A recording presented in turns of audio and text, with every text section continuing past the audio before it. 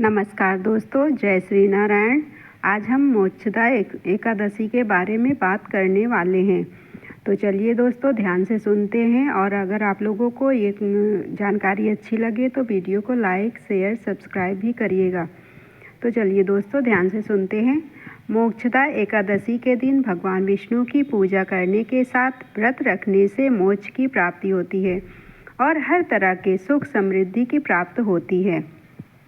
हिंदू धर्म में एकादशी का विशेष महत्व है। हर माह कृष्ण और शुक्ल पक्ष में एकादशी पड़ती है।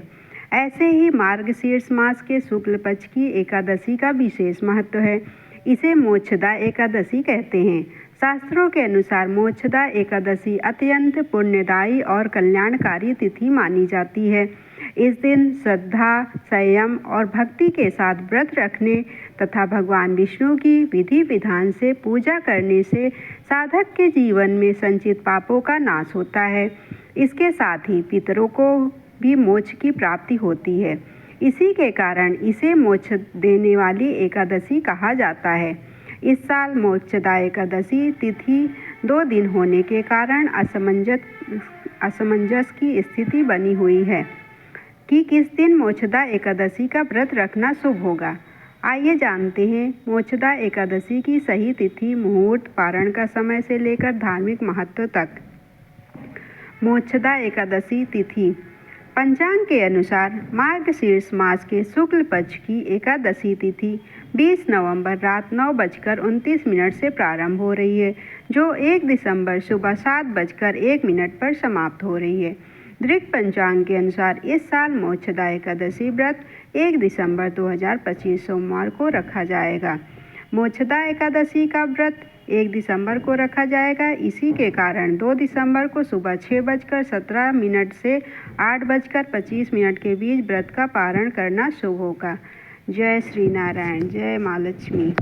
मोक्षदा एकादशी पर भद्रा का साया। पंचांग के अनुसार इस दिन सुबह 8:20 से लेकर शाम 7:01 तक भद्रा रहेगी। इस समय भद्रा धरती पर रही वास करेंगी। इसके अलावा इस दिन पंचक भी रहेगा। मोक्षदा एकादशी का महत्व। मोक्षदा एकादशी हिंदू धर्म में अत्यंत पवित्र और कल्याणकारी तिथि मानी जाती है। इस एकादशी का महत्व इसलिए विशेष है क्योंकि मान्यता है कि इस दिन श्रद्धा और भक्ति से व्रत करने पर साधक को अपने पापों से मुक्ति मिलती है और उसे मोक्ष प्राप्ति का मार्ग सुलभ होता है। शास्त्रों में वर्णित है कि मोक्षदा एकादशी का पालन केवल व्रतधारी के लिए ही नहीं बल्कि उसके पूर्वजों के उद्धार के लिए भी अत्यंत सहायक होता है, जिससे उन्हें स्वर्ग या उत्तम लोकों की प्राप्ति होती है।